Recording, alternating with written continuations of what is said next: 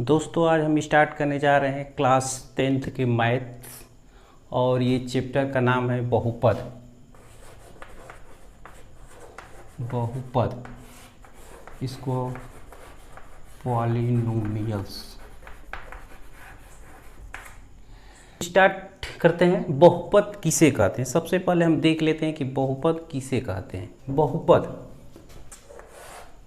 बहुपद मतलब कि ऐसे बीजी व्यंजक, ऐसे बीजी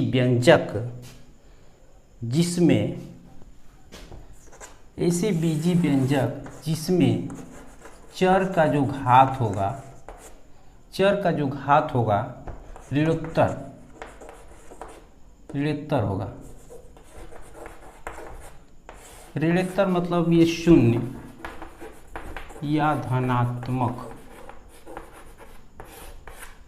हो सकता है। बहुपद का मतलब होता है ऐसे बीजी व्यंजक या ऐसे समीकरण जिसमें चर के जो घात होंगे ऋणोत्तर होंगे। ऋणोत्तर मतलब होता है कि जो चर पर जो घात होगा शून्य भी हो सकता है और धनात्मक भी हो सकता है। देखते हैं कुछ एग्जाम्पल। सबसे पहले ये जानने से पहले हम थोड़ा सा देख लेते हैं कि चर और अचर किसे कहते हैं। इस चैप्टर में चाहे हर चैप्टर में लगभग हमेशा चर और अचर शब्द आएगा, तो इसको थोड़ा सा आप लोग देख लेते हैं। चर राशि या पद, एक आता है अचर राशि या पद। चर को कहते हैं वेरिएबल टर्म्स होता है या क्वांटिटीज कह सकते हैं। इसको कांस्टेंट,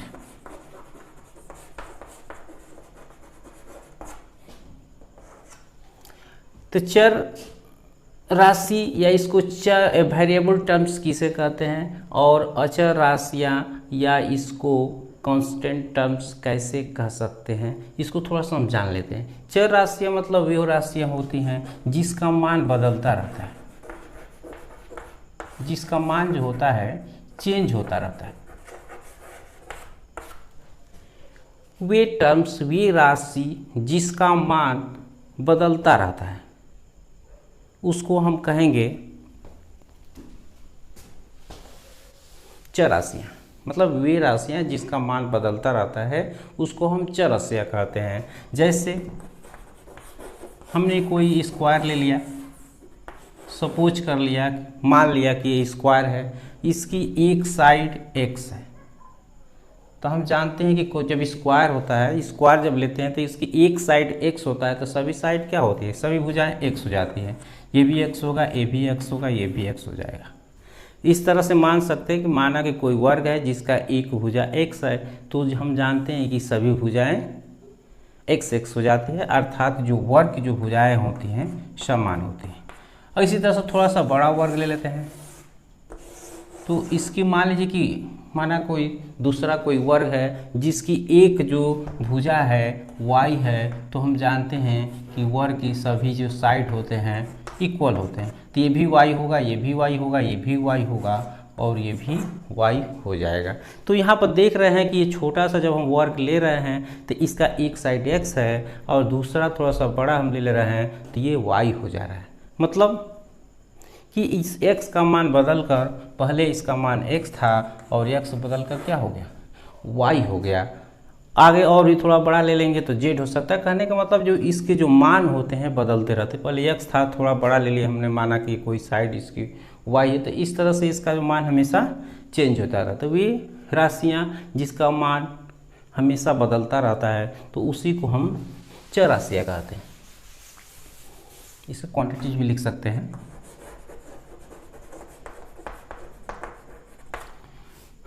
इस जैसे एग्जाम्पल हो जाएगा x y z जैसे ऐसे ले सकते हैं। तो चर राशि वे राशि होती है जिसका मान बदलता रहता है और एग्जाम्पल में x y z p q r इस तरह से सभी चर राशियाँ होती हैं। आगे हम थोड़ा सा देख लेते हैं दूसरा अचर राशि भी आती है। तो अचर राशि मतलब इसका मान क्या होता है, बदलता नहीं है, बदलता नहीं। जैसे सपोज कर हमने वर्ग ले लिया, इसकी एक साइड 5 है तो सभी साइड कितनी हो जाएगी? 5 हो जाएगी, जानते ही हैं। माना कि कोई वर्ग है जिसका एक साइड 5 है तो इसका सभी साइड क्या हो जाएंगे? 5 के हो जाएंगे। थोड़ा बड़ा सा वर्ग ले लेते हैं तो क्या इसको हम फिर 5 नहीं मान सकते, ये गलत हो जाएगा। ये 5 है, इसका मान कहीं भी लिखेंगे तो 5 ही लिखेंगे। थोड़ा बड़ा सा स्क्वायर ले लेंगे तो इसको हम 5 नहीं मान सकते हैं। इसका मतलब कि जो इसका 5 का मान है फिक्स है, बदलेगा नहीं। तो अचर राशियाँ वे राशियाँ होती हैं जिसका मान बदलता नहीं रहता है, और इसको एग्जाम्पल के रूप से 1 2 3 सब जितने जो नेचुरल नंबर होते हैं, नंबर्स होते हैं, इसको हम अचर राशि ले सकते हैं।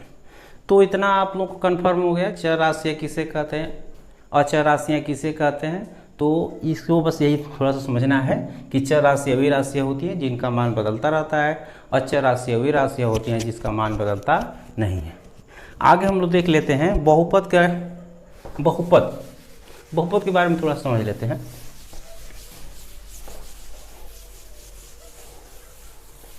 तो अभी बताया कि वे बीजी व्यंजक या पद जिसका मान क्या होता है? शून्योत्तर होता है। इसमें बहुपद में आप लोगों को बताया गया था, इसमें जो बीजी व्यंजक, कोई जो व्यंजक होता है, ये इसका जो घात होता है शून्योत्तर ऋणोत्तर होता है। ऋणोत्तर मीन्स होता है कि इसका जो घात हो सकता है शून्य भी हो सकता है या धनात्मक हो सकता है। तो बहुपद वे बीजी व्यंजक होते हैं जिसका घात ऋणोत्तर अर्थात शून्य और धनात्मक हो सकता है। ऐसे बहुपद, उसको हम बहुपद कहते हैं। ऐसे पद को हम बहुपद कहते हैं। ऐसे बीजी व्यंजक जिसके चर के घात जो होते हैं, चर का जो घात होता है शून्य भी हो सकता है, धनात्मक भी हो सकता है। इसको एग्जाम्पल हम देख लेते हैं। जैसे 2x square plus 4x plus 5, 3x square plus 2, 4x square plus 3x plus 1, 3x minus 1। इसमें जितने भी चर हैं, ये सब देखिए चर है, ये भी चर है, ये भी चर है, ये भी चर है, और दूसरे रूप में भी हो सकता है 2y प्लस 1, यहाँ y भी चर है। तो सब पे जो घात है, पावर है, धन है। धन मतलब पॉजिटिव इंटीजर कह सकते हैं।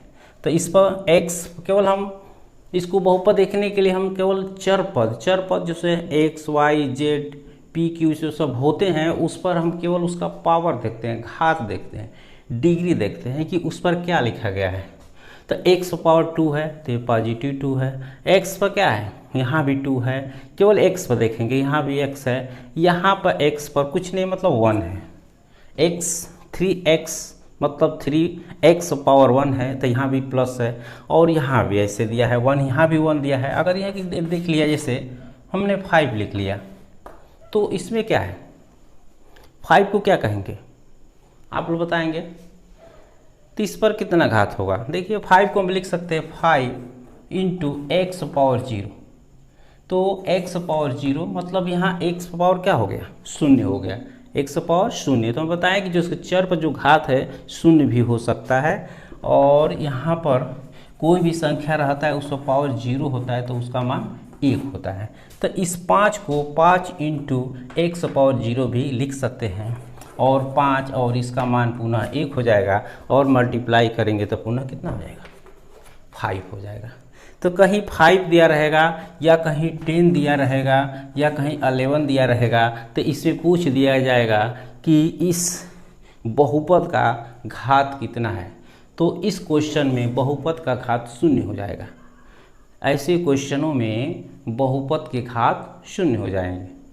समझ आ रहा है? कोई भी क्वेश्चन से 2 दे दिया, कह दिया जाए कि इस पर बहुपद का घात ज्ञात कीजिए, 2 पर बहुपद का घात ज्ञात कीजिए, तो इसको 2 इंटू एक्स पावर 0 लिख देंगे, और इसका जो वैल्यू 2 इसका वैल्यू 1 हो जाएगा अर्थात 2 हो जाएगा। यही हमारा आंसर हो जाएगा।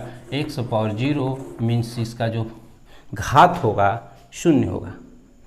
x पर घात 2, जब क्वेश्चन 2 दिया रहेगा कि 2 पे बताइए कौन सा घात है, तो इस घात 0 हो जाएगा। तो इस तरह से हमने बहुपद देख लिया कि बहुपद किसे कहते हैं। वह बीजीय व्यंजक जिसमें चर के जो घात होते हैं, चर पर जो घात होता है वह 0 भी हो सकता है और धनात्मक भी हो सकता है, ऋणात्मक नहीं होगा। तो ऐसे पदों को हम कहते हैं बहुपद। समझ आ रहा है। बहुपद वह बीजीय व्यंजक जिसमें चर के घात कैसा होता है, ऋणोत्तर अर्थात 0 या धनात्मक हो सकता है, तो उस पद को हम बहुपद कहते हैं। आगे एक इसमें हेडिंग है बहुपद की घात।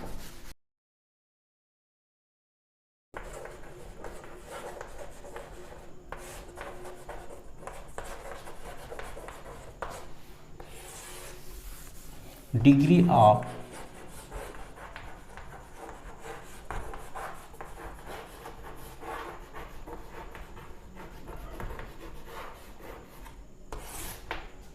बहुपद की घात किसे कहते हैं। कोई बहुपद दिया रहेगा, वहाँ से हम कैसे उसका घात, उसका पावर हम ज्ञात कर सकते हैं। बहुत ईजी है। इसमें होता है कि जो बहुपद दिया रहेगा उस बहुपद में जो चर का जो घात होगा, चर का जो अधिकतम घात होता है,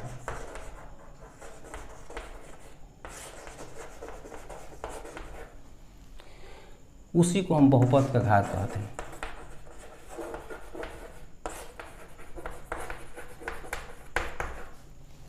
कोई भी बहुपद दिया रहेगा और उस बहुपद में जो चर होगा, कोई बहुपद दिया रहता है और उस बहुपद में जो चर होता है और चर पर जो अधिकतम घात होता है, डिग्री होता है, उसी को हम कहते हैं बहुपद की घात। तो हमारा हो गया, उसी को हम कहेंगे बहुपद की घात। बहुपद का घात का मतलब कि जो दिए हुए समीकरण या दिए हुए बहुपद में जो चर पर जो अधिकतम पावर होगा, डिग्री होगा, उसी को बहुपद का घात कहते हैं। एग्जाम्पल देख लेते हैं। 2x² + 3x + 5। दूसरा √3x³ + 1। तीसरा एग्जाम्पल देख लेते हैं 2x³ + 3x² + 5x + 1। 4 नंबर देखते हैं x³ - 1 √3x² √5x - √5। और भी क्वेश्चन हो सकता है। तो इस तरह से हम देखेंगे और पूछ देगा कि इसमें बहुपद की घात ज्ञात कीजिए। बहुपद का घात, तो इस सब में हम क्वेश्चनों में हमको बहुपद का घात निकालना है। बहुपद का घात ज्ञात करना है। इन क्वेश्चनों में बहुपद का घात ज्ञात करना है। तो हम बताए हैं कि जो चर होता है, चर इसमें x है, इसमें भी x है, इसमें भी x है, x और रूप में भी लिख सकते हैं 3z का क्यूब + 1 3y + 1 ऐसे लिख सकते हैं। तो ये जो होगा पहले वाले में जो होगा, ये बहुपद का घात होगा। पहले में जो होगा कोशिश का जो आंसर होगा, इसका जो घात होगा बहुपद का घात, पहले वाले में जो x पर, इस पर x पर कितना घात है, x कोई चर पद कहेंगे तो इस पर 1 घात है, इस पर 2 घात है। तो इस इक्वेशन में x पर जो अधिकतम घात होगा वही बहुपद का घात होगा। मतलब इसका आंसर 2 आ जाएगा। पहले वाले क्वेश्चन का आंसर 2 होगा। दूसरे में कह रहा है कि बहुपद का घात ज्ञात कीजिए। इसमें भी घात ज्ञात करना है। बहुपद का घात ज्ञात करने के लिए इसमें एक ही चर है x और इस पर अधिकतम घात 3 है। इसमें आगे जो दिया गया परिमेय संख्या और परिमेय संख्या, कोई भी चर दिया गया तो उससे कोई मतलब नहीं रहता है। हमको मेन आपको देखना है यहाँ पर चर पर कितने पावर है। तो इस पर x पर 3 पावर है, तो इसका घात 3 हो जाएगा। इसका आंसर 3 होगा। इसमें देखेंगे इस पर x पर कुछ नहीं, तो 1 पावर है, 2 पावर है, 3 है, तो इसका आंसर होगा घात इसमें घात 3 होगा आंसर। इस क्वेश्चन में देखेंगे तो इसमें भी 3 होगा। इसमें देखेंगे इसका घात कितना होगा इस क्वेश्चन में, तो x पर ये आगे रूट दिया इससे कोई मतलब नहीं है, इस पर घात 2 है, इस पर घात 1 है, तो इन दोनों में सबसे अधिक घात 2 है, तो इसका आंसर 2 हो जाएगा। इसमें देख रहते हैं ये यहाँ पर चर पद z के रूप में है, तो z पर अधिकतम घात क्या है 3 है, तो इसका आंसर 3 होगा और इसका आंसर 1 होगा। y पर घात 1 है तो 1 होगा। तो इस तरह से बहुपद का घात हम आसानी से ज्ञात कर सकते हैं। कोई भी इक्वेशन दिया रहेगा x³ + 3x - 5 है, कह देगा कि इसमें बहुपद का घात ज्ञात करो, तो x पर जो अधिकतम घात होगा इस पर कितने घात है 1 घात है, इस पर 3 घात है, तो इसमें जो अधिक घात होगा वही आंसर होगा। तो x पर जो अधिकतम घात 3 है तो यही बहुपद का घात होगा।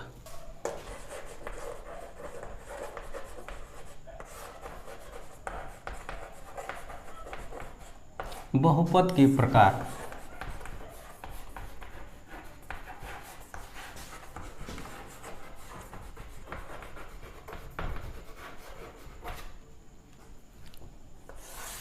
बहुपद के प्रकार टाइप ऑफ पॉलिनोमियल्स, तो इसमें कई प्रकार के दिए गए हैं। बहुपद के प्रकार मुख्य रूप से 4 प्रकार के दिए गए हैं। पहला देख सकते हैं रैखिक बहुपद।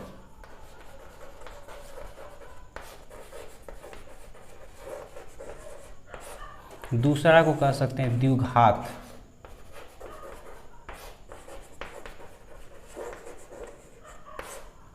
तीसरा हो सकता है त्रिघात।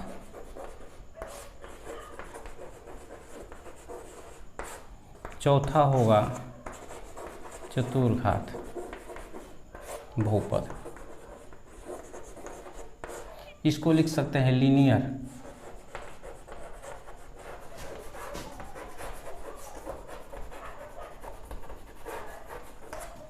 इसको क्वाड्रेटिक पॉलिनोमियल्स। तीसरा होगा क्यूबिक।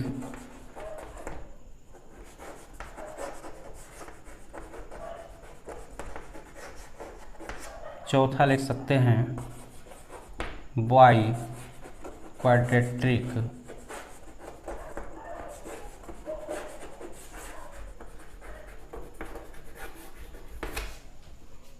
तो इस तरह से बहुपद के प्रकार 4 प्रकार दिए गए हैं। रैखिक बहुपद, द्विघात बहुपद, त्रिघात बहुपद, चतुर्घात बहुपद। रैखिक बहुपद को हम लीनियर पॉलिनोमियल्स कहेंगे, द्विघात को हम कहेंगे क्वाड्रेटिक पॉलिनोमियल्स, त्रिघात को हम कहेंगे क्यूबिक पॉलिनोमियल्स, और चतुर्थ घात को दिया गया इसको बाई क्वाड्रेटिक पॉलिनोमियल्स। तो एक एक करके थोड़ा सा हम देख लेते हैं। तो पहला हम देखते हैं, सबसे पहले हम देख रहे हैं रैखिक बहुपद। तो ऐसे बहुपद जिसमें चर का जो अधिकतम पावर दिया रहता है 1, इसमें होता है ऐसे बहुपद जिसमें चर की अधिकतम घात 1 हो।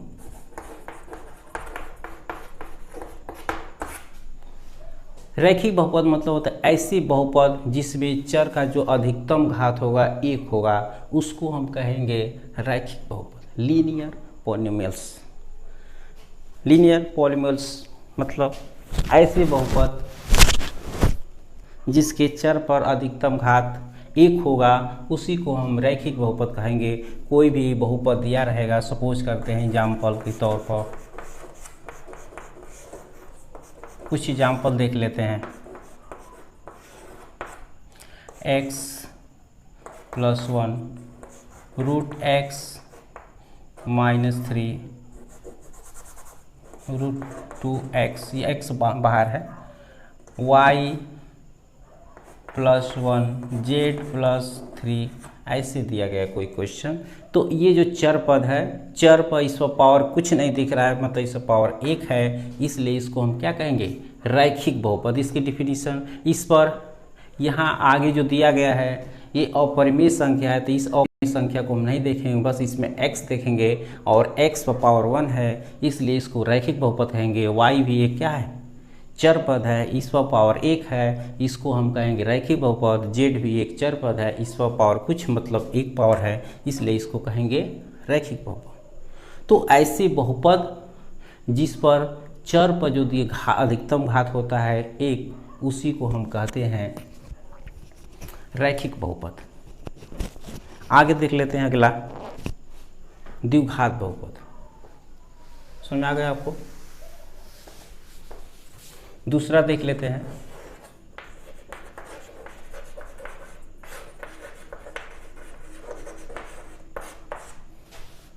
Quadratic polynomials.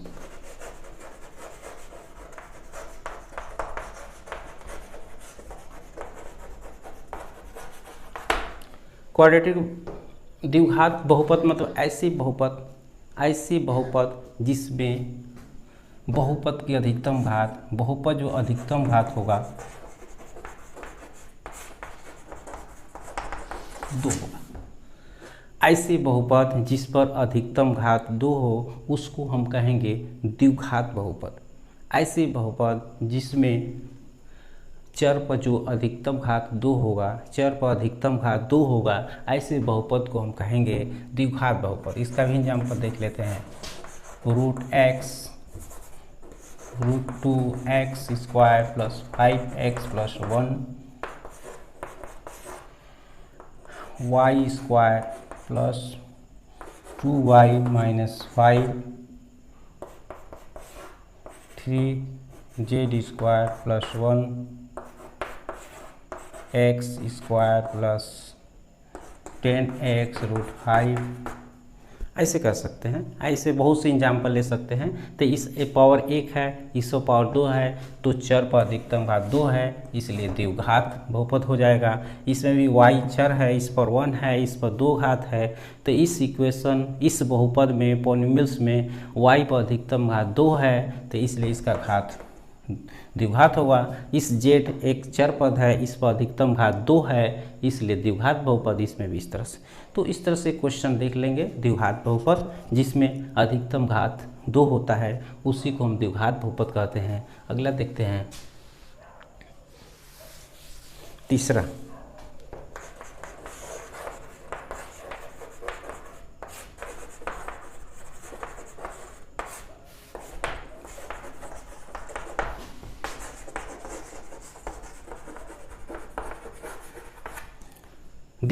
त्रिघात बहुपद ऐसे बहुपद जिसमें चर का जो घात होगा अधिकतम 3 होगा।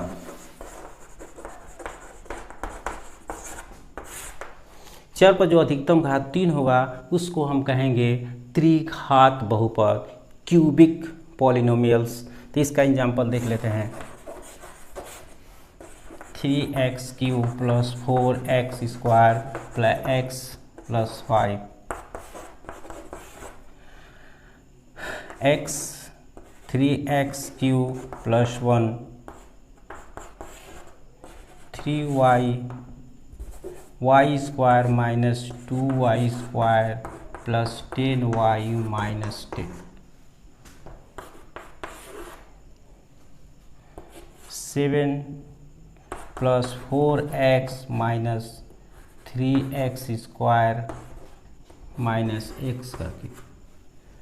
इसमें देखिए, इसमें भी जो इक्वेशन है इसमें 1 पावर है, 2 पावर है, 3 पावर है, मतलब जो अधिकतम घात, इस बहुपद में अधिकतम घात देखना है तो इसमें अधिकतम घात 3 है, इसलिए इसको त्रिघात बहुपद कहते हैं। इसमें z पर अधिकतम, x पर अधिकतम घात 3 है, इसलिए भी त्रिघात हुआ। इसमें भी मैक्सिमम घात 3 है, इसमें मैक्सिमम घात 3 है, इसलिए त्रिघात हुआ।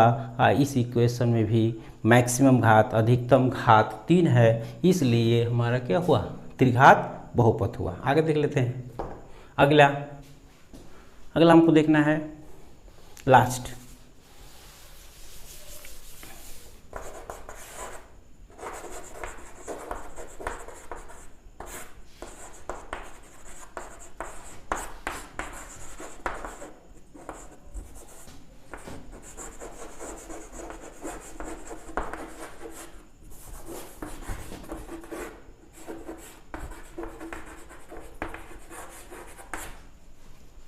चतुर्घात बहुपद बाई क्वाड्रेटिक पॉलीमर्स मतलब ऐसे बहुपद जिसका घात जो होगा अधिकतम घात 4 होगा। ऐसे बहुपद जिसमें घातों की संख्या अधिकतम घात कितना होगा, चर पर जो अधिकतम घात होगा। ऐसे बहुपद जिसमें चर पर अधिकतम घात 4 हो उसको हम चतुर्थ घात बहुपद कहते हैं। एग्जाम्पल x का 4 + 3x² + 1 भी ले सकते हैं, y + 3y² - 3 प्लस y पर 3 पावर प्लस y पर 4 पावर। यहाँ पर देख रहे हैं y पर मैक्सिमम घात 4 है, इसलिए यहाँ पर ये चतुर्घात समीकरण। तो इस तरह से आप लोग देख सकते हैं, बहुपद आसानी से पहचान सकते हैं और कितने प्रकार होता है इसको आप देख सकते हैं। अगला देखते हैं, इसमें थोड़ा सा कुछ पहचान कर लेते हैं, कुछ एग्जाम्पल देख लेते हैं और इसमें कैसे आप पहचानेंगे कि कौन सा बहुपद है। कुछ इसमें एग्जाम्पल दिया जा रहा है, जैसे x³ + 1 7x √3 + x - x/4।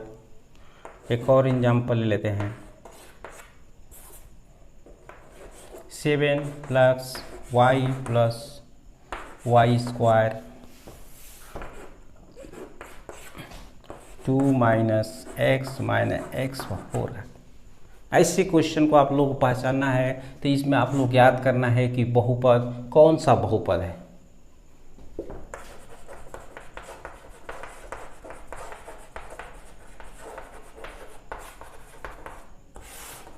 इसमें ज्ञात करना इस क्वेश्चन में कौन सा बहुपद है। तो पहला वाला देखते हैं कि इस जो चर पद है इस पर अधिकतम घात 3 है। अधिकतम